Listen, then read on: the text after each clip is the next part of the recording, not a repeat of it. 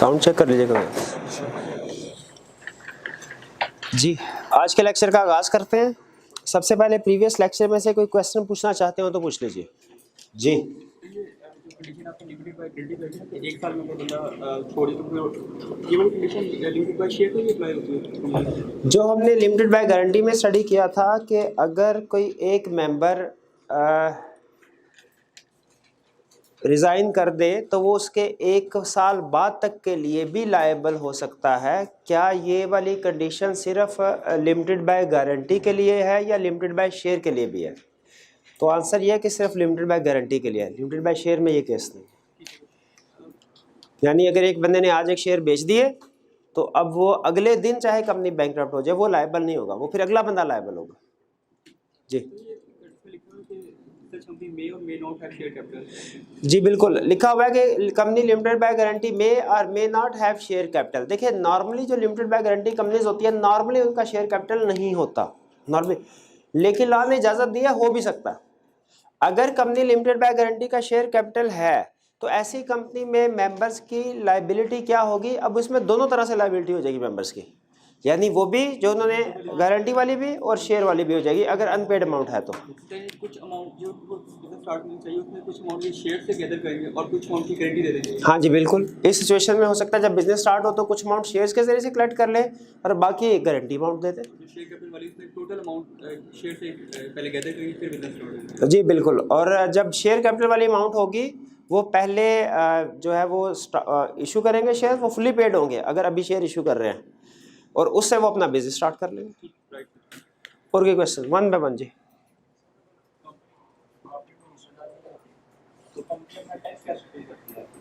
Company अपना अगर profit में हिस्सेदार नहीं होती तो टैक्स कैसे पे करती है? देखिए कंपनी का जो प्रॉफिट होता है वो बेसिकली उसका नहीं उसके शेयर होल्डर्स का होता है। तो कंपनी में जो प्रॉफिट अर्न करती है उस पे वो शायद 30% के करीब है, 30% टैक्स गवर्नमेंट को पे करती है। उसके बाद जो प्रॉफिट रह जाता है उसको डिविडेंड के तौर पे डिस्ट्रीब्यूट किया जाता है। ठीक है, सम टाइम पूरे का पूरा डिविडेंड के तौर पे डिस्ट्रीब्यूट कर दिया जाता है, सम टाइम कुछ हिस्सा डिविडेंड के तौर पे डिस्ट्रीब्यूट कर दिया जाता है, कुछ कंपनी के अंदर ही रहने दिया जाता है ताकि कुछ प्रोजेक्ट्स पर हमें लग सके।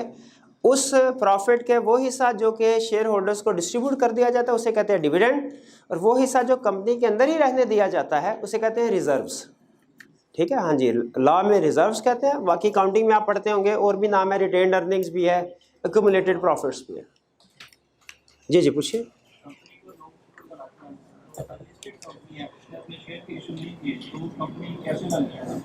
अनलिस्टेड कंपनी ने शेयर इशू नहीं किए तो वो कैसे कंपनी बन गई है? देखिए मैंने ये नहीं कहा कि अनलिस्टेड कंपनी शेयर इशू नहीं कर सकती, ये हरगिज नहीं कहा। मैंने ये कहा है कि अनलिस्टेड कंपनी जनरल पब्लिक को शेयर इशू नहीं कर सकती, आम आवाम को अखबार में इश्तिहार नहीं दे सकती कि आइए आप मेरी कंपनी के शेयर्स खरीदिए। ठीक है, ये वो जो लिस्टेड कंपनी होगी, ठीक है, वो करेगी ये काम। वो सारे अनलिस्टेड उस सूरत में कर सकती है अगर वो अपने शेयर्स को स्टॉक एक्सचेंज में लिस्ट करवा ले। ठीक है, तो याद रखें शेयर कैपिटल प्राइवेट कंपनी का भी होता है, शेयर कैपिटल पब्लिक कंपनी का भी होता है।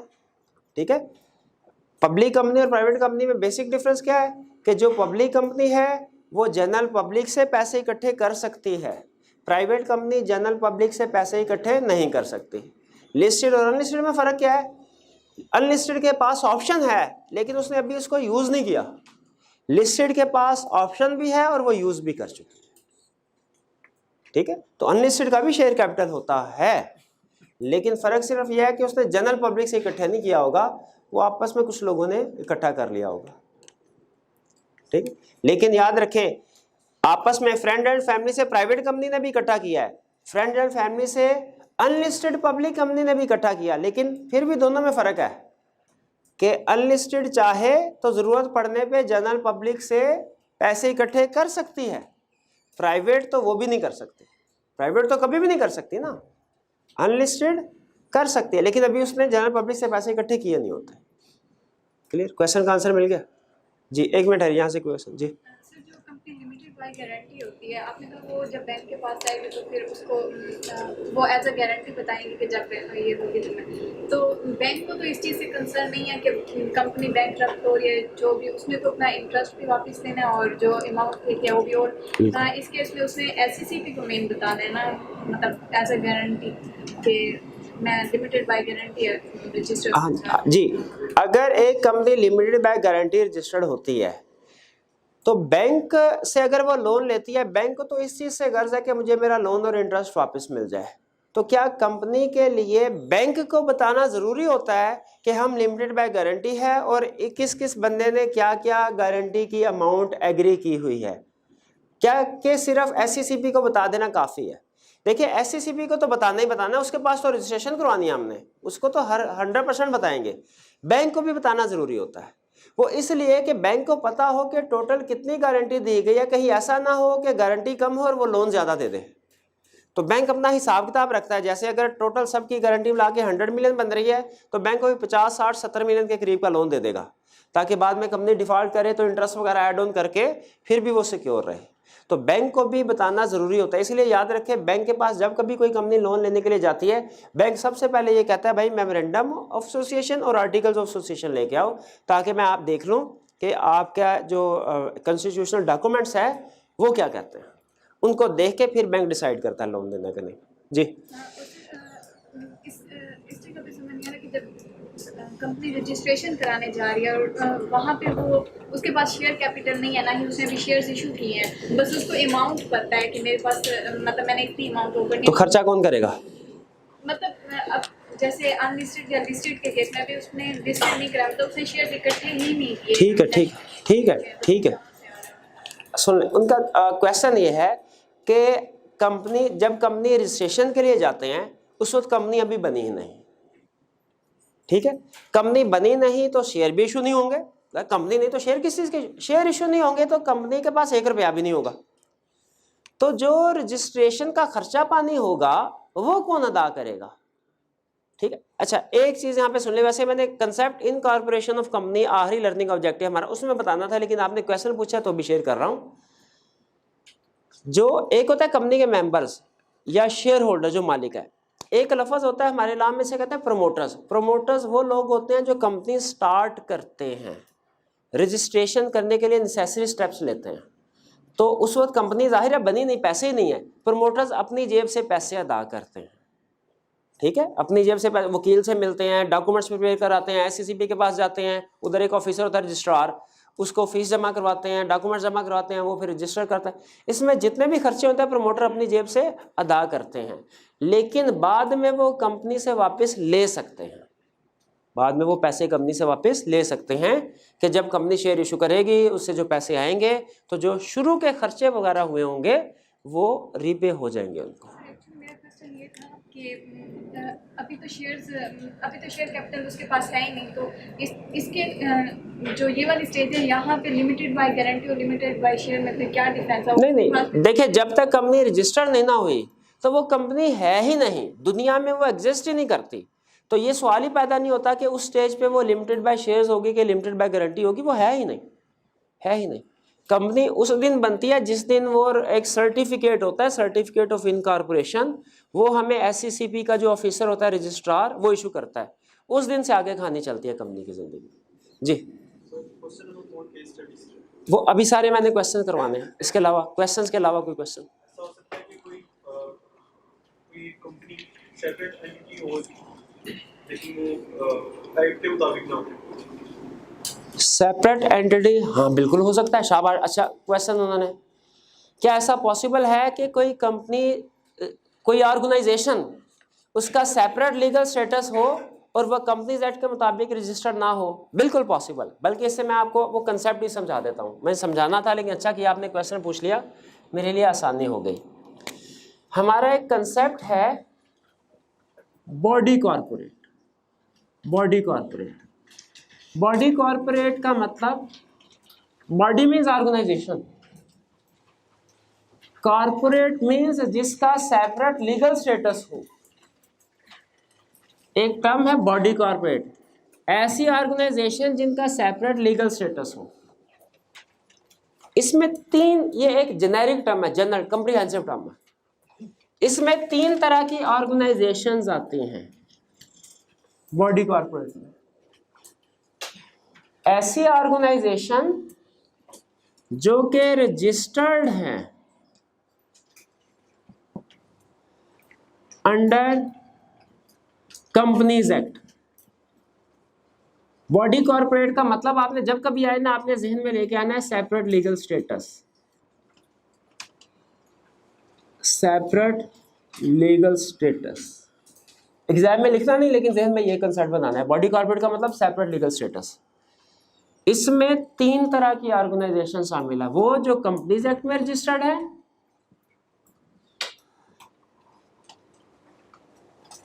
वो जो रजिस्टर्ड हैं अंडर अदर एक्ट्स। क्या ऐसा पॉसिबल है कि कंपनीज एक्ट के अलावा किसी और एक्ट में कोई ऑर्गेनाइजेशन रजिस्टर्ड हो और उसका भी सेपरेट लीगल स्टेटस हो? बिल्कुल भी पॉसिबल है। इसके एग्जांपल है स्टेट बैंक ऑफ पाकिस्तान। उसके लिए अलग से एक्ट बना जिसमें वो रजिस्टर्ड है, स्टेट बैंक ऑफ पाकिस्तान। अच्छा, क्या ऐसा भी पॉसिबल है कि कोई ऑर्गेनाइजेशन उसका सेपरेट लीगल स्टेटस हो, वो ना कंपनीज एक्ट के मुताबिक रजिस्टर्ड हुई हो और ना ही पाकिस्तान में किसी और एक्ट के मुताबिक रजिस्टर्ड हुई हो, लेकिन स्टिल उसका सेपरेट लीगल स्टेटस हो? पॉसिबल है। वो कौन सी ऑर्गेनाइजेशन होगी? वो ऐसी ऑर्गेनाइजेशन होगी जो किसी ऐसे एक्ट में रजिस्टर्ड है जो फॉरेन कंट्री में, किसी फॉरेन कंट्री के एक्ट में रजिस्टर्ड है।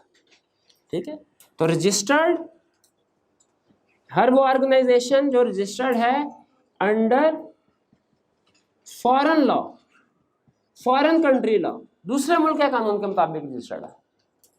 ये तीनों वो एग्जांपल्स हैं जिनका सेपरेट लीगल स्टेटस है, जिनका सेपरेट लीगल, ये तीनों बॉडी कॉर्पोरेट की एग्जांपल। इनमें से सिर्फ एक ये है जिसे हम नाम देते हैं कंपनी का, जिसको हम पढ़ते हैं, ये है कंपनी, कि वो ऑर्गेनाइजेशन जो कंपनी एक्ट में रजिस्टर्ड है। हम जितना भी कंपनी लॉ पढ़ेंगे इनके लिए पढ़ेंगे, ठीक। लेकिन ये वो एग्जांपल है इनका भी सेपरेट लीगल स्टेटस, लेकिन कंपनीज एक्ट में रजिस्टर्ड नहीं है ये। इनमें से एक कंपनीज एक्ट के अलावा दूसरे लॉज में रजिस्टर्ड है, लेकिन वो पाकिस्तान के लॉज हैं। और एक ऐसी है जो कंपनी लॉ के अलावा दूसरे लॉज में रजिस्टर्ड है और वो लॉ फॉरेन लॉज है। यानी अगर कोई हमसे पूछे बॉडी कॉर्पोरेट किसे कहते हैं, हम कहेंगे बॉडी कॉर्पोरेट में तीन तरह की ऑर्गेनाइजेशन आती है। पहला वो जो कंपनीज एक्ट में रजिस्टर्ड है, दूसरा वो जो कंपनीज एक्ट में नहीं किसी दूसरे पाकिस्तानी लॉ में रजिस्टर्ड है, तीसरा वो जो पाकिस्तान में नहीं किसी फॉरेन कंट्री के लॉ के मुताबिक रजिस्टर्ड है और पाकिस्तान में वो कुछ थोड़ा बहुत काम करने आ गई है, पाकिस्तान लॉ में रजिस्टर्ड नहीं है। इन तीनों को हम क्या कहते हैं? Body corporate. बॉडी कॉर्पोरेट और वर्ड कंपनी में फर्क है। बॉडी कॉर्पोरेट एक मोर कॉम्प्रिहेंसिव टर्म है, कंपनी उसकी एक कैटेगरी है, इसकी बाकी की भी दो कैटेगरीज है। हाँ, लेकिन लॉ ये कहता है कि दो तरह की ऑर्गेनाइजेशन एक्सेप्शन है, यानी वो बॉडी कॉर्पोरेट में शामिल नहीं होंगी। एक cooperative societies, cooperative societies body corporate नहीं समझी जाएंगी, और दूसरा जिसको फेडरल गवर्नमेंट स्पेसिफाई कर दे कि ये बॉडी कॉर्पोरेट नहीं, उसको बॉडी कॉर्पोरेट नहीं समझा जाएगा। ये दो एग्जांपल सिर्फ याद रखने के लिए हैं, रटा लगाने के लिए, ये तीनों समझने के लिए। तो कोई हमसे पूछे कंपनी किसे कहते हैं, हम क्या कहेंगे? वो ऑर्गेनाइजेशन जो कंपनीज एक्ट 2017 के मुताबिक रजिस्टर्ड है। और कोई पूछे बॉडी कॉर्पोरेट किसे कहते हैं, हम कहेंगे ये तो कंपनी से कंप्रीहेंसिव टर्म है कंपनी की निस्बत। इसमें कंपनी भी शामिल हो जाती है और कंपनी के अलावा भी दो और तरह की ऑर्गेनाइजेशन शामिल हो जाती हैं। कौन कौन सी? एक वो जो कंपनीज एक्ट नहीं लेकिन किसी दूसरे लॉ के मुताबिक रजिस्टर्ड है, और एक वो ऑर्गेनाइजेशन जो कंपनीज एक्ट में नहीं, पाकिस्तान के किसी दूसरे लॉ के मुताबिक भी नहीं, बल्कि फॉरेन कंट्री के लॉ के मुताबिक रजिस्टर्ड है, उसे भी कहते हैं बॉडी कॉर्पोरेट। जी भाई, क्लियर हुआ ये क्वेश्चन आपका? चलिए और कोई क्वेश्चन, वन बाय वन। जी सर, एक कंपनी है वो लिमिटेड बाय शेयर्स है, तो उसके जितने भी शेयर होल्डर हैं उन्होंने फुली पेड शेयर्स कर दिए। कर दिए। अब उस कंपनी के वो बैंकक्रप्ट हो गई है, उसके पास अब कुछ भी नहीं है और उसके शेयर्स भी सारे फुली पेड हैं, तो वो अपने डेट्स कैसे चुकाएगी? अगर एक कंपनी के जितने भी शेयर्स हैं वो फुली पेड है और वो कंपनी बैंकक्रप्ट हो गई और अब लायबिलिटी ज़्यादा है, वो कैसे पे करेगी? वो नहीं पे करेगी। तो जो क्रेडिटर्स हैं जिन्होंने, अच्छा क्रेडिटर से मुझे याद आ गया, कुछ टर्म्स होती हैं अकाउंटिंग में किसी और तरीके से पढ़ी जाती हैं, लॉ में किसी और तरीके से समझी जाती हैं। तो स्टूडेंट चूंकि एक ही टर्म लेके चल रहे होते हैं, वो सेम समझ रहे होते हैं, उससे कंसेप्ट समझने में फिर प्रॉब्लम होती है। लॉ में हमारी दो टर्म, एक अभी क्या बोली थी आपने टर्म? क्रेडिटर और प्रॉपर्टी। अकाउंटिंग में क्रेडिटर किसको कहते हैं? जिससे उधार में सामान खरीदा हो। लॉ में क्रेडिटर हर उस बंदे को कहते हैं जिसको आपने पैसे अदा करने हैं। लॉ में क्रेडिटर हर उस बंदे को कहते हैं जिसको आपने पैसे अदा करने हैं। लॉ में क्रेडिटर बैंक भी हो सकता है जिससे आपने लोन लिया हुआ है। लॉ में क्रेडिटर वो बंदा भी हो सकता है जिससे आपने उधार माल लिया हुआ है। लॉ में क्रेडिटर वो ऑर्गेनाइजेशन भी हो सकती है जिसका बिजली का बिल आपने अदा करना है, वापडा, वो भी आपके क्रेडिटर्स में शामिल हो सकती है। इवन लॉ में क्रेडिटर्स में वो एम्प्लॉयज भी आ जाते हैं जिनको आपने सैलरी अदा करनी है। तो लॉ में लफ्ज क्रेडिटर जो है ये स्पेसिफिक नहीं, जनरल टर्म है। तो अगर कभी क्रेडिटर का लफ्ज आए तो जहन में रखिएगा कि ये कम्प्रीहेंसिव टर्म है। इसी तरह लॉ में यानी हर वो बंदा जिसको आपने पैसे अदा करना है क्रेडिटर है। इसी तरह प्रॉपर्टी से मुराद हर एक एसेट है। प्रॉपर्टी, अकाउंटिंग में प्रॉपर्टी किसको बोलते हैं? Land and building. लॉ में प्रॉपर्टी हर उस एसेट को कहते हैं जो आपका है। जैसे जब हम कहेंगे कंपनी की प्रॉपर्टी, इससे मुराद फिक्स एसेट भी है, इससे मुराद इन्वेंट्री भी होगी, ठीक है। इससे मुराद वो हर एक जो कंपनी के पास जो भी असासा मौजूद है वो कंपनी की प्रॉपर्टी कहलाएगा। तो ये दो टर्म, आगे मजीद जब कुछ टर्म्स आएंगी तो मैं आपके साथ शेयर करता रहूँगा, ठीक है। इन दो टर्म्स को ध्यान में रखिएगा। अब वापिस आते हैं आपके क्वेश्चन की तरफ। अगर वो पे नहीं कर सका तो क्या? तो कंपनी कोई पे नहीं कर सकती क्योंकि शेयर होल्डर मेंबर्स की लायबिलिटी कोई नहीं है, वो फुली पेड शेयर थे। इस सूरत में नुकसान किसका हुआ? उन क्रेडिटर्स का जिन्होंने कंपनी को लोन दिया हुआ था और ये देखा ही नहीं था कि शेयर्स फुली पेड है, ये देखा ही नहीं था कि कंपनी के हालात खराब है, ये देखा ही नहीं था कि कंपनी के पास इतनी प्रॉपर्टी ही नहीं है कि हम बेच के पूरे लोन रिकवर करवा सके। प्रॉपर्टी 100 मिलियन की थी, लोन दे बैठे 150 मिलियन का, तो नुकसान तो फिर उनको होगा ना, वही बर्दाश्त करेंगे। क्लियर? जी एक और हमने पढ़ा कि हम लोग शेयर्स को ट्रांसफर कर सकते हैं, मेंबर शेयर को ट्रांसफर कर सकते हैं। मेंबर शेयर को ट्रांसफर कर सकते, बिल्कुल कर सकते हैं। अगर आप सेल करते हैं, आप मेंबर हैं, आपने सेल किया है, तो आप उसकी फेस वैल्यू से ज़्यादा वैल्यू को उसे सेल कर सकते हैं शेयर को। क्या शेयर को उसकी फेस वैल्यू से ज़्यादा पे सेल किया जा सकता है? बिल्कुल किया जा सकता है, इसमें कोई पाबंदी नहीं। और नॉर्मली फेस वैल्यू जो होती है, एक टर्म होती है फेस वैल्यू, एक होती है मार्केट वैल्यू। दोनों में फर्क नहीं, फेयर मार्केट वैल्यू नहीं मेरे भाई, वो तो काउंटिंग में होती है ना। Market value simple, market face value market value में फ़र्क हो सकता है। आप ज़्यादा बेच सकते हैं, लेकिन कंपनी का, मैंने आपको बताया, इससे कोई लेना देना नहीं होता। कंपनी का सिर्फ उस वक्त लेना देना, और कंपनी को शेयर की ट्रांजैक्शन से उस वक्त फ़र्क पड़ता है जब वो पहली दफ़ा शेयर इशू हो रहे होते हैं, जब कंपनी शेयर इशू करती है लोगों को। अब आगे वो लोग अगर शेयर्स को किसी को सेल परचेज करते हैं आपस में, इससे इस ट्रांजैक्शन से कंपनी इररिलेवेंट है। कंपनी को इससे कोई ना पैसा आता है ना जाता है। कंपनी का सिर्फ इतना रोल होता है कि ए ने बी को, कंपनी ने ए को शेयर इशू किया, उस वक्त कंपनी का कैश डेबिट होगा, कैपिटल क्रेडिट होगा।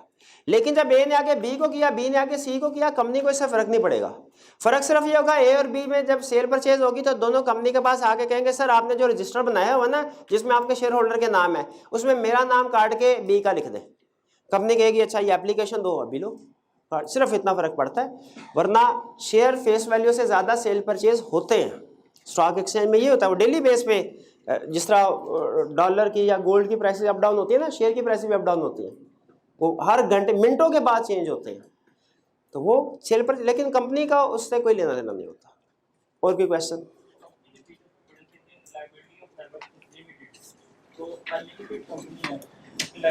अनलिमिटेड मैंने क्या कहा था? अनलिमिटेड, अनलिमिटेड को पढ़ाया था तब, कोई कहा था ना अनलिमिटेड के बारे में?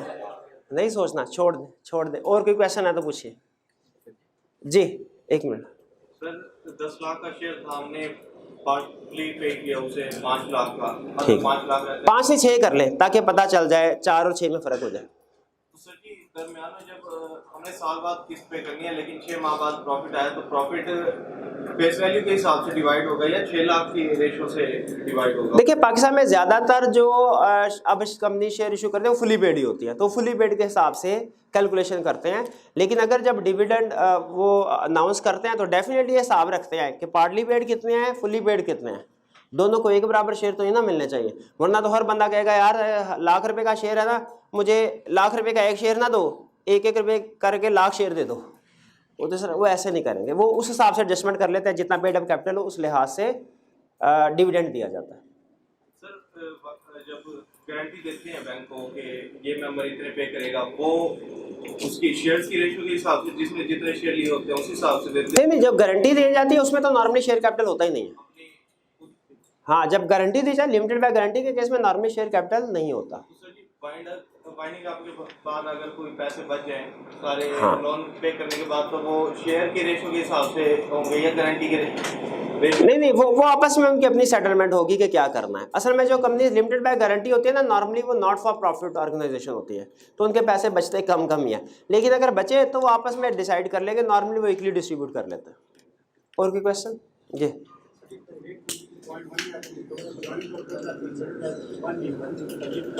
जॉइंट, हाँ प्राइवेट कंपनी में लिखा हुआ है joint holders are considered 1 member. ये क्या है?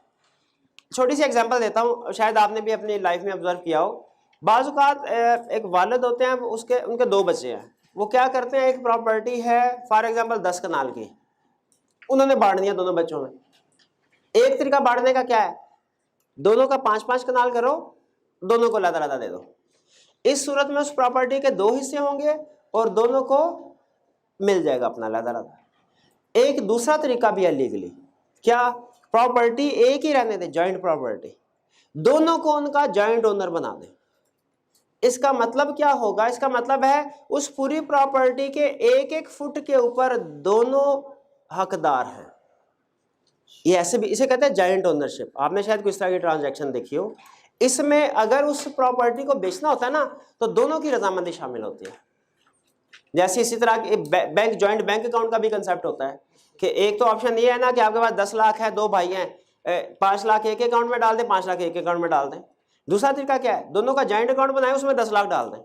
अब दोनों 1-1 रुपए के ऊपर हकदार, दोनों मालिक है, और जब तक दोनों चेक पे साइन नहीं करेंगे वो पेमेंट नहीं होगी। तो ये जॉइंट ट्रांजैक्शन का कंसेप्ट मौजूद है नॉर्मल दुनिया में भी। अब कंपनी के केस में भी जॉइंट ओनरशिप का कंसेप्ट है कि एक शेयर है, उसके joint owner, for example father के पास शेयर्स थे 1 लाख, उनकी डेथ हो गई, अब वो 1 लाख शेयर्स या उन्होंने ट्रांसफर कर दिया लेकिन जॉइंट किए, अब वो 1 लाख शेयर के मालिक दोनों बचे हैं। ऐसा नहीं है कि 50,000 एक के 50,000 एक के, नहीं ऐसा नहीं है। इसको कहते हैं जॉइंट ओनरशिप। लॉ कहता है इस सूरत में हम इसको एक मेंबर गिनेंगे, एक से ज्यादा 2 मेंबर नहीं गिनेंगे, ठीक है।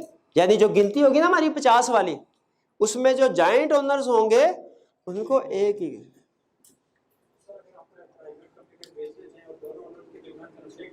हाँ, अगर दोनों ओनर के दरमियान कंफ्लिक्ट वैसे इस तरह होता है तो फिर या ए बी को राजी करेगा या बी ए को राजी करेगा, या दोनों पिस्तौल बंदूक की जोर पे फैसला करेंगे, या अदालत में जाएंगे तो 15-20 साल बाद फैसला हो जाएगा।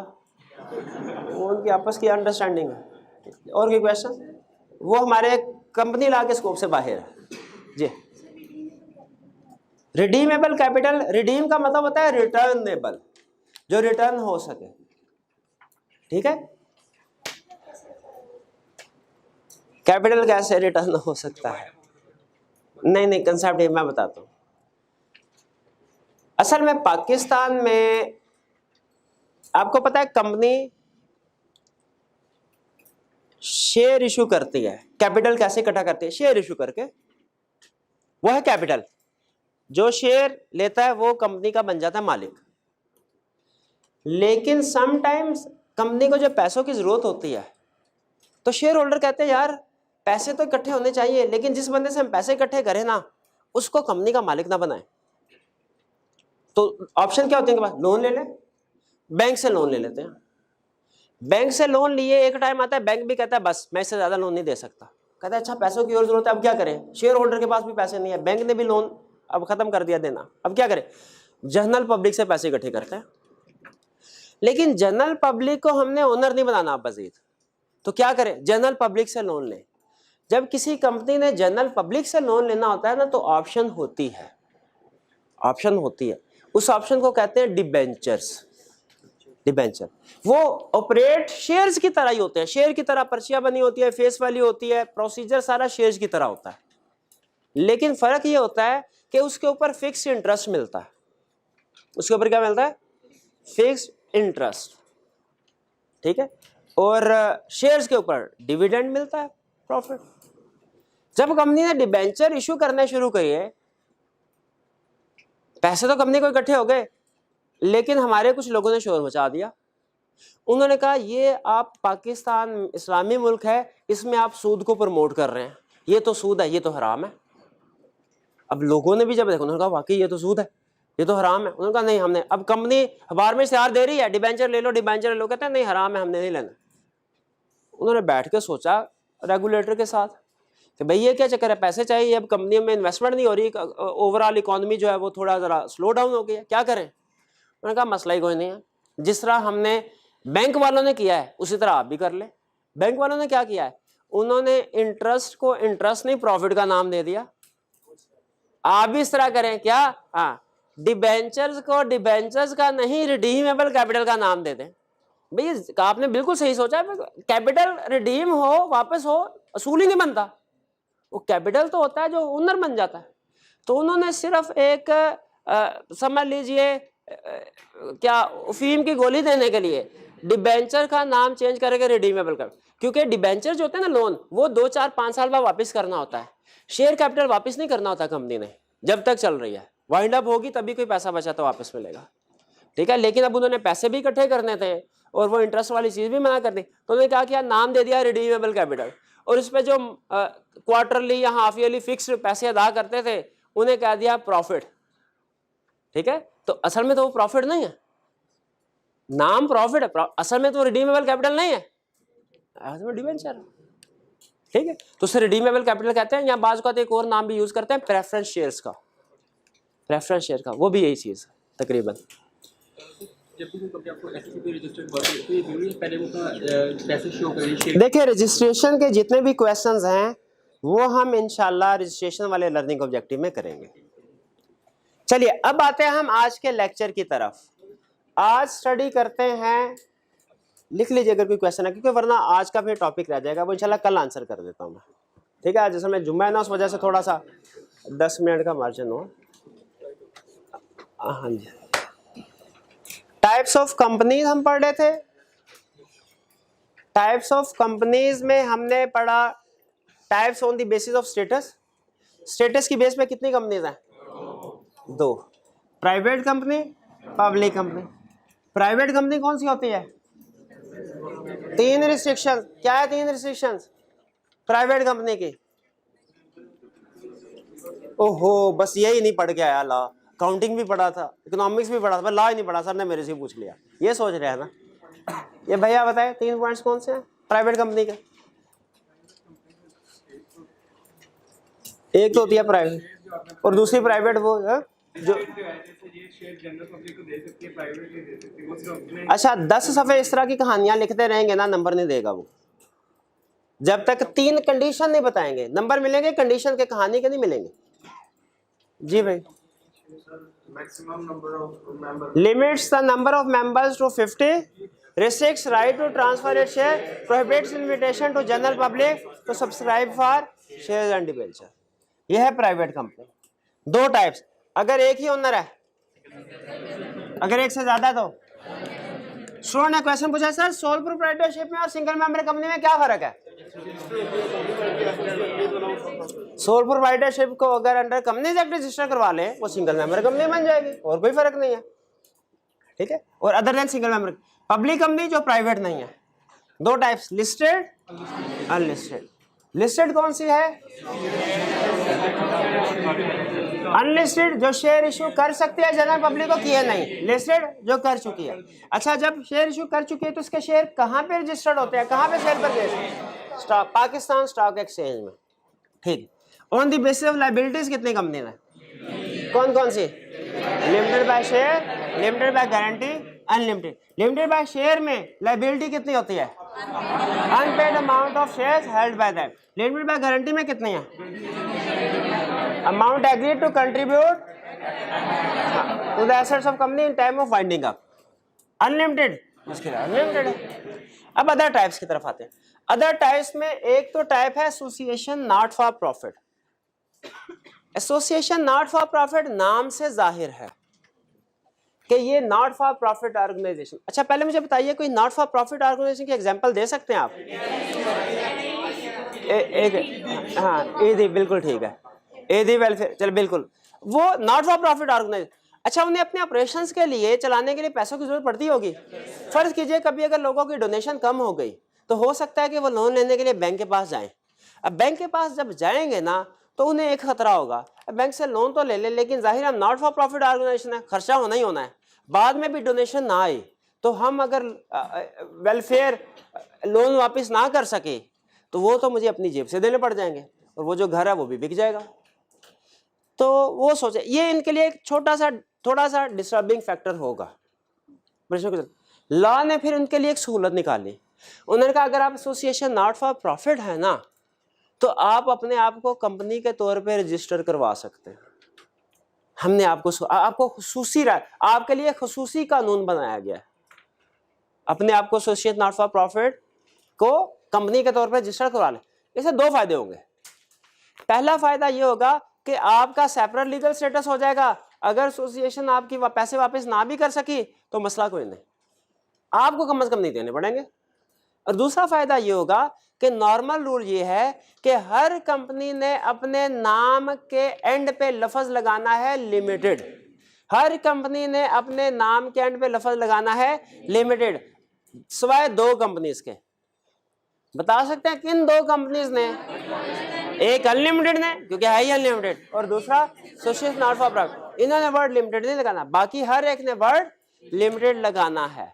तो दो सहूलियात हो गई। तो एसोसिएशन नॉट फॉर प्रॉफिट ऐसी ऑर्गेनाइजेशन जो प्रॉफिट पर्पस के लिए नहीं बनी, क्या ये कंपनी के तौर पर रजिस्टर्ड हो सकती है कंपनीज एक्ट में? बिल्कुल हो सकती है। इनको दो बेनिफिट क्या होते हैं, एक सेपरेट लीगल स्टेटस और दूसरा वर्ड नाम में लिमिटेड लगाने की जरूरत नहीं है, ताकि लोग डोनेशन देते हुए डरे ना, वो ये ना समझे ये तो कंपनी प्रॉफिट कमाने के लिए आई है। नहीं, ठीक है, नाम में वर्ड लिमिटेड ऐड नहीं होगा। यह है एसोसिएशन नॉट फॉर प्रॉफिट। इसको डिटेल में हमने पढ़ना है अभी, ये तो अभी बेसिक टाइप्स से समझाते हुए इसके, क्योंकि मैंने आपको बताया ये एक स्पेशल कानून बनाया गया है। तो ये स्पेशल कानून क्या है, इसमें क्या लिखा हुआ है, ठीक है, वो हम पढ़ेंगे। जाहिर ऐसे तो नहीं होगा कोई भी जाके कह दे मैं एसोसिएशन नॉट फॉर प्रॉफिट, उसको रजिस्टर कर लेंगे, कुछ ना कुछ कंडीशंस होंगी, वो हम पढ़ेंगे। फिलहाल हम फोकस कर रहे हैं टाइप्स ऑफ कंपनी के ऊपर, holding company and subsidiary company. Holding company और सब्सिडरी कंपनी, आज का मेन कंसेप्ट जो हमने सीखना है वो ये है। होल्डिंग कंपनी कौन सी है? ऐसी कंपनी जो होल्ड करे क्या, मेजॉरिटी वोटिंग शेयर किसी दूसरी कंपनी के, और ऐसी कंपनी जो कंट्रोल करे कंपोजिशन ऑफ बोर्ड। समझ आई? समझाया तो है ही नहीं मैंने, समझ कैसे आ गई? मैंने तो जो लिखा है वही पढ़ा है, ऐसे थोड़ी लॉ समझ आता है। सुने, हमारे जो रिलेटिव्स होते हैं ना, उनमें दो तरह के रिलेटिव्स होते हैं। अपने कंसेप्ट को सामने रख के बता रहा हूँ, और भी कई तरह के होते हैं, तरह तरह के होते हैं, बल्कि दो तरह के। एक होते हैं वो जिन जो कि हमारे डिसीजन पे इन्फ्लुएंस करते हैं, हमारे फैसलों पे। जैसे हमारे बहन भाई, हमें कोई प्रॉब्लम हो, हम उनके साथ कंसल्ट करते हैं, वो जो मशवरा देते हैं तो उनकी बात इन्फ्लुएंस होती है, हम कहते हैं अच्छा बात सही है, हमारी डिसीजन मेकिंग में उनका इन्फ्लुएंस, लेकिन कंट्रोल नहीं होता। क्योंकि फैसला बहरहाल हम ही करते हैं, हम नहीं करना होता है। हमने उनको इतनी लिफ्ट नहीं कराई होती कि हमारी जिंदगी के फैसले वो कर रहे हो। इन्फ्लुएंस होते हैं, कंट्रोल नहीं करते। लेकिन कुछ रिश्तेदार ऐसे होते हैं जो कंट्रोल करते हैं, जैसे वालिदैन, ठीक है, वो up to certain age limit वो हमारे फैसला, हमारी जिंदगी के फैसले वो कर रहे होते हैं, वो हमारे फैसलों को कर रहे हैं कंट्रोल। तो ये दो टाइप्स ऑफ रिलेटिव्स हैं, एक जो हमारे डिसीजंस को इन्फ्लुएंस करते हैं और दूसरा हमारे डिसीजन को कंट्रोल करते हैं। इसी तरह कॉर्पोरेट वर्ल्ड में भी इसी तरह होता है कि कुछ ऐसी ऑर्गेनाइजेशन या लोग होते हैं जो कंपनी के जो डिसीजंस होते हैं, डिसीजन मेकिंग, इनको इन्फ्लुएंस कर रहे होते हैं, कुछ कंट्रोल कर रहे होते हैं। जो इन्फ्लुएंस कर रहे होते हैं ना, लॉ ने कहता है एसोसिएटेड, ये एसोसिएटेड कंपनीज हैं, ये एसोसिएटेड पर्संस हैं, हमारे डिसीजंस को इन्फ्लुएंस करते हैं। और जो डिसीजन को कंट्रोल कर रहे हो उनको लॉ कहता है होल्डिंग, ये हमारी होल्डिंग कंपनी है, हम इनकी मर्जी के बगैर नहीं चल सकते, ठीक है, और हम इनकी सब्सिडरी कंपनी है, ठीक है। तो दो टर्म्स है, एसोसिएटेड और होल्डिंग सब्सिडरी। आज के लेक्चर में मैं एसोसिएटेड नहीं पढ़ा रहा, कंसेप्ट सिर्फ दे दिया इन्फ्लुएंस वाला। आज के लेक्चर में क्या स्टडी करने लगे हैं, होल्डिंग और सब्सिडरी। होल्डिंग कंपनी कौन सी होती है, जो किसी दूसरी कंपनी को कंट्रोल कर रही हो। भाई वो कैसे इस काबिल बनेगी कि दूसरी कंपनी को कंट्रोल कर रही हो, वो दो तरीकों से इस काबिल बन सकती है। पहला, दूसरी कंपनी के कितने शेयर ले ले, 51% नहीं, 51% नहीं, मोर देन 50% शेयर बाय कर ले। अब देखें, जिस कंपनी ने मोर देन 50% शेयर बाय कर लिए, अब जिसके पास ये मोर देन 50% शेयर है, अब बाकी सारे शेयर होल्डर जो मर्जी कहते रहे, मानी किसकी जाएगी, कंट्रोल कर रहा है कि नहीं। तो जिसके पास शेयर्स हैं वो क्या बन गया, होल्डिंग, और जिसके शेयर हैं, फर्क समझ आ रहा है, जिसके पास शेयर हैं और जिसके शेयर्स हैं सब्सिडरी। एक तरीका तो ये है, एक दूसरा तरीका भी है, क्या कि आप देखें, कंपनी चलानी किसने, डायरेक्टर्स ने, फैसले किसने करने हैं, तो आप शेयर्स ना खरीदें, आप किसी तरीके से ऐसी पावर एक्वायर कर ले कि मेजॉरिटी ऑफ डायरेक्टर्स आप अपॉइंट करें, मेजॉरिटी ऑफ डायरेक्टर्स को अपॉइंट और रिमूव करने की पावर आपके पास आ जाए। अगर आपके पास ये पावर आ जाती है तो फिर भी वो कंपनी सब्सिडरी बन जाएगी, हम होल्डिंग बन जाएंगे। क्यों, क्योंकि असल में काम तो करना है डायरेक्टर्स ने, और मेजॉरिटी ऑफ डायरेक्टर्स आपकी जेब में है, आप जब चाहे उनको चेंज कर सकते हैं, अपॉइंट कर सकते हैं, निकाल सकते हैं। तो जो डिसीजन मेकिंग होगी वो आपके इशारे पे ही हो रही होगी। इस सूरत में भी हम होल्डिंग कंपनी बन सकते हैं और दूसरी कंपनी सब्सिडरी बन सकती है। होल्डिंग सब्सिडरी का कंसेप्ट समझ आया। अब होल्डिंग है इस एंगल से ऊपर, तो सब्सिडरी ऑटोमेटिकली दूसरे एंगल। सब्सिडरी कौन सी कंपनी है, जिसके मेजॉरिटी ऑफ शेयर्स किसी दूसरे के पास हो, जिसके मेजॉरिटी ऑफ डायरेक्टर्स को अपॉइंट या रिमूव करने की पावर किसी और के पास हो। ये जो power to appoint and remove director होते हैं ना, इसे हम कहते हैं powers to control composition of director या composition of board. Board of director आपको बताया ना, एक ही बात है, बोर्ड ऑफ डायरेक्टर्स कह ले, बोर्ड कह ले या डायरेक्टर्स कह ले। क्लियर हो गई है बात। तो कोई कंपनी होल्डिंग कब बन सकती है, तीन तरीके हैं। पहला तरीका क्या है, पहला तरीका क्या है, उसके 50% फिर से ज्यादा शेयर रिक्वायर कर लें। दूसरा तरीका क्या है, इसके मेजॉरिटी ऑफ डायरेक्टर्स को अपॉइंट करने की पावर ले। तीसरा तरीका क्या है, मुझे बताइए, बाप और बेटे में कौन सा होल्डिंग सब्सिडी का रिलेशनशिप है कि नहीं। इसका एग्जांपल के तौर पे कह रहा हूं, है कि नहीं। बेटे के लिए बाप क्या है, होल्डिंग। बाप के लिए दादा क्या है, बेटे के लिए दादा क्या है। मुझे बताइए, बेटे का बेटा बेटा होता है कि नहीं, बाप का बाप बाप होता है कि नहीं, बिल्कुल होता है। इसीलिए उन्होंने कहा अगर एक कंपनी सब्सिडरी है हमारी सब्सिडरी की, वो भी सब्सिडरी है, यानी हम इसे यूं कहते हैं subsidiary of subsidiary is subsidiary. बात समझ आई? Subsidiary of subsidiary is subsidiary और holding of holding is holding. यही कंसेप्ट पॉइंट्स इधर है, यही अपोजिट इधर है। भाई कुछ बात समझ आए? अगर बात समझ आई तो मुझे बताइए, एक रियल केस से इसको समझते हैं। पाकिस्तान में एक कंपनी है पीटीसीएल, उसका नाम है Pakistan telecommunication company limited for example. अच्छा मुझे बताइए, हमें कैसे पता चला कि पाकिस्तान टेलीकम्युनिकेशन कंपनी लिमिटेड एक कंपनी है? क्या इसके नाम में जो लफ्ज कंपनी आया उससे पता चला? इसके नाम में जो लफ्ज लिमिटेड आया उससे पता चला। तो ये एक कंपनी है, इसकी लायबिलिटी लिमिटेड, ठीक। इसने एक दूसरी कंपनी है यूफोन, उसके 100% शेयर्स एक्वायर किए हुए हैं। तो बताइए पीटीसीएल एक कंपनी है, यूफोन क्या है? एक दूसरी कंपनी। इन दोनों का रिलेशनशिप क्या है? Holding subsidiary. क्लियर हो गया? क्यों? क्योंकि उसने मेजॉरिटी ऑफ शेयर, पीटीसीएल ने मेजॉरिटी ऑफ शेयर्स। अच्छा, हुकूमत पाकिस्तान मेजर शेयर होल्डर थी पीटीसीएल की, इनको पैसों की जरूरत पड़ी, उन्होंने कहा ऐसे करते हैं शेयर को बेच देते हैं। इन्होंने कहा जी हम ऐसा करते हैं, अपने पीटीसीएल के, ये पुरानी बात है, पीटीसीएल के 26% शेयर इंटरनेशनल मार्केट में सेल करते हैं। इंटरनेशनल मार्केट में एक इन्वेस्टर है इत्सालात, शायद अबू धाबी या बेस्ड कंपनी है, वो अबू धाबी के जो जिस मुल्क में भी रजिस्टर्ड है उसके लॉ के मुताबिक कंपनी रजिस्टर्ड है।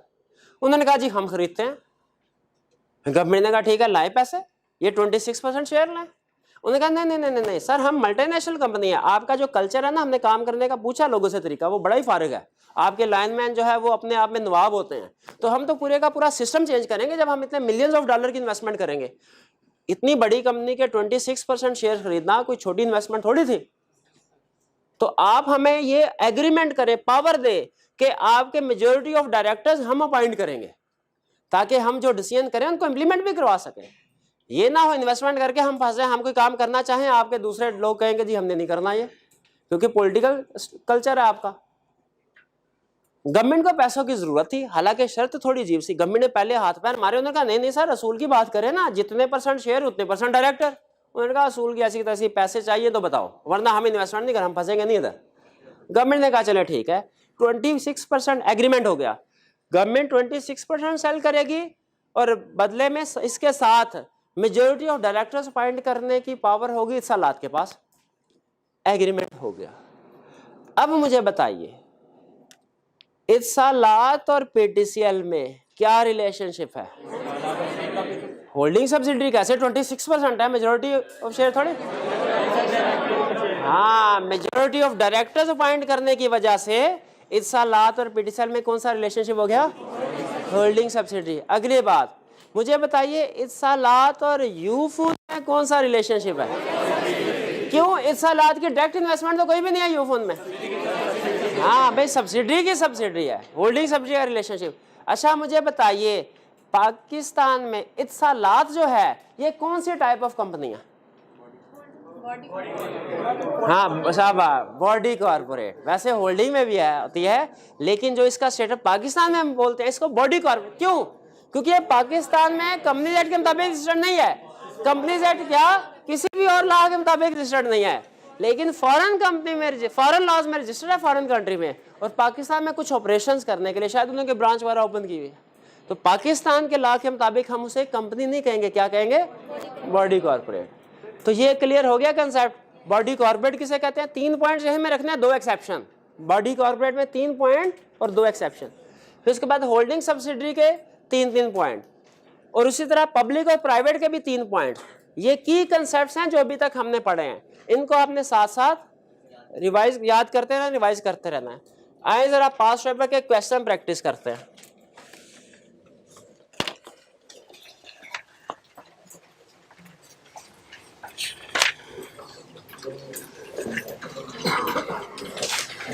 क्वेश्चन नंबर 1, अभी तक हमने कोई पास्ट पेपर का क्वेश्चन नहीं किया ना, तो हमें पता नहीं हम लॉ सही भी पढ़ रहे हैं कि नहीं पढ़ रहे। कहीं ऐसा ना मैं आपको गलत लॉ पढ़ा दूं, एग्जाम में चीजें कुछ और मैं आपको कुछ। हो सकता है कि नहीं हो सकता? भाई हो सकता है ना। तो अभी देख लेते हैं हमारी एग्जाम लेवल की तैयारी हो रही है कि नहीं। Question 1, a company duly registered under the Companies Act 2017 is a separate legal entity and a distinct person from the shareholder. Do you agree? Yes, sir. Elaborate. कैसे elaborate करेंगे भाई? वो लीगल सेपरेट लीगल स्टेटस छाप देंगे और कैसे elaborate करें? यही elaboration है। 4 नंबर के साथ लिख देंगे, सिर्फ ऊपर डेड लाइन लिखेंगे कि नीचे effect of separate legal status भी लिखेंगे? बिल्कुल लिखना चाहिए, फैक्ट भी आएंगे भाई। नंबर 4 नंबर है, ऐसे थोड़ी दे देगा डेड लाइन के।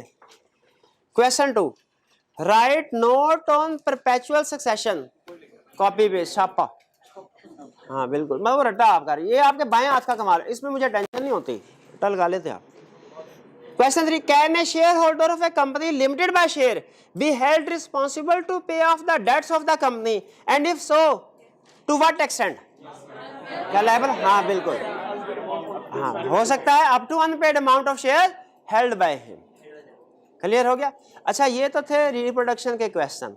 हमारे कुछ क्वेश्चन आगे, जो क्वेश्चन हर लर्निंग ऑब्जेक्टिव कैंड पे होंगे ना, उन्हें 2 तरह से हमने कैटेगराइज किया हुआ है। वो जो रटे वाले क्वेश्चन होंगे, एक वो जो केस स्टडी।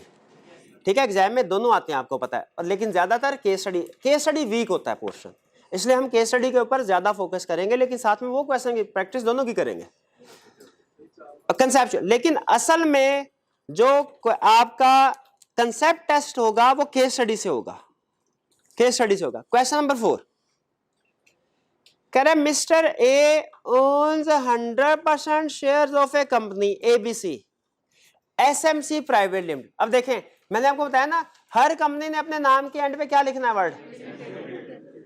प्राइवेट कंपनी ने एक लफ्ज और लिखना है, प्राइवेट।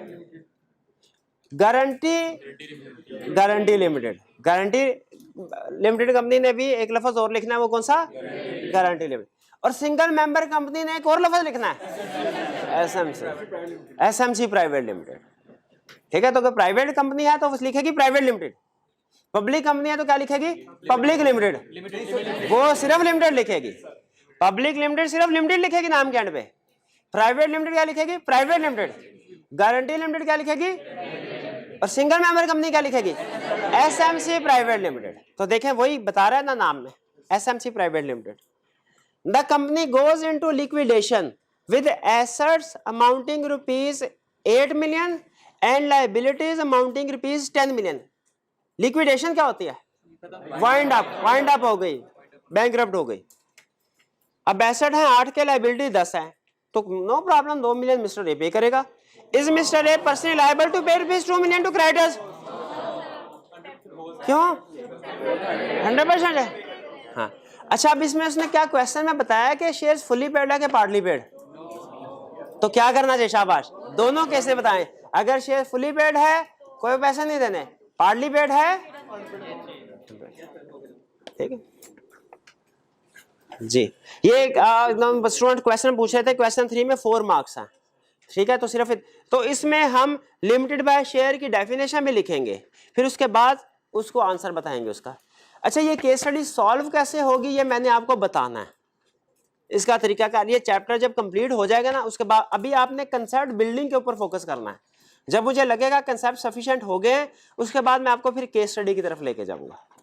ठीक है, अभी केस स्टडी डिस्कस कर रहे हैं, प्रेजेंटेशन के ऊपर अभी मैं कुछ नहीं करवा रहा आपसे। ठीक है, केस स्टडी अंडरस्टैंडिंग के ऊपर करवा रहा हूँ, प्रेजेंटेशन के ऊपर नहीं। प्रेजेंटेशन के ऊपर बाद में करवाना है, यानी जब चैप्टर कंप्लीट हो जाएगा, जब हम अच्छी केस स्टडी अटेम्प्ट करने के काबिल हो जाएंगे फिर। Question 5, under the provisions of companies act 2017 explain the term body corporate और कॉर्पोरेशन। क्या है? छापा। कितने पॉइंट लिखेंगे?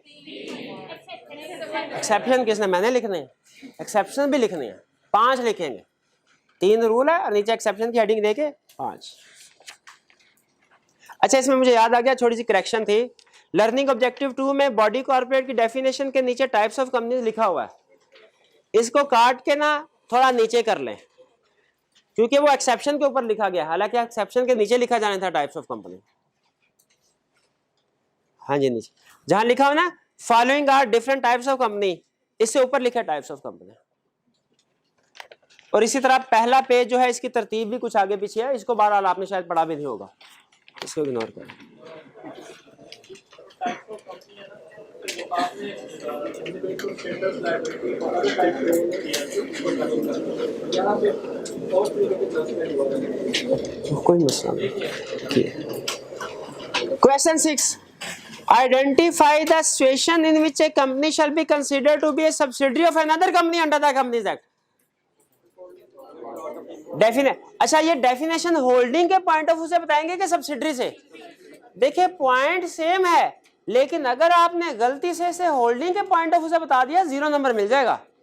उससे सब्सिडरी पूछा तो आपने ये नहीं लिखना a company which holds majority of shares of another company. ये सब्सिडरी की डेफिनेशन नहीं है, ये होल्डिंग की है। आपने सब्सिडरी की डेफिनेशन कैसे लिखनी है? A company whose majority of shares are held by another company. तो ये पर्सपेक्टिव ध्यान में रखिएगा किस पॉइंट ऑफ व्यू से पूछा उसने। सारी बात करेंगे तीनों, शेयर की भी, डायरेक्टर की भी और इनडायरेक्ट रिलेशनशिप की भी। 7. State the condition which make a company a private company और public company under the companies act. कौन सी कंडीशन है? 3 point. Limits the number, restricts right, prohibits invitation to general public. Differentiate as to how company limited by guarantee differ from the company limited by share capital. दोनों की definition लिख दें। अच्छा, इसमें marks कम है, इसमें मार्क्स कम है, इसके मार्क्स ज्यादा होने चाहिए थे वैसे। बहरहाल याद रखें, definition is a part of difference.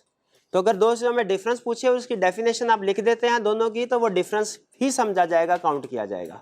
तो इसमें हमने दोनों का डिफरेंस बताना है, कंपनी लिमिटेड बाय शेयर और कंपनी लिमिटेड बाय गारंटी, इनकी डेफिनेशन लिखते हैं जी। बस यही है, यही डिफरेंस है।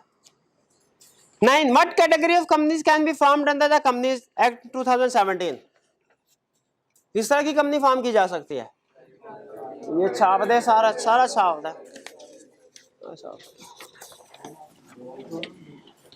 ये चाहे लिखे ना लिखे, होल्डिंग सब्सिडरी, बाकी सारा लिखते हैं। बहरहाल ये भी लिख सकते हैं जी। और डिटेल नहीं लिखनी भाई यार, 2 नंबर है, खुदा का खौफ करे 2 नंबर में जान लेगा वो हमारी क्या। बस जितना दे दिया ये काफी है ना उसको। अच्छा, आखिरी क्वेश्चन, जिसने ये केस स्टडी कर ली उसने आज तक लॉ को पढ़ लिया, समझ लिया, इसका हक अदा कर लिया, चाहे उसने कल पढ़ा ही नहीं, पेपर पास नहीं। Question 10. Mount Everest limited is a company limited by share. It has issued 1 million shares with nominal value, nominal value और फेस वैल्यू एक ही चीज होती है, of ₹100 each। Company goes bankrupt in 2019। Share total इतने issue के 1 million, एक share कितने का था? 100। इज मिस्टर डी के पास 1,25,000 शेयर थे। Liable to pay any debt of company in following cases. Shares are fully paid, liable है, बाकी बात है।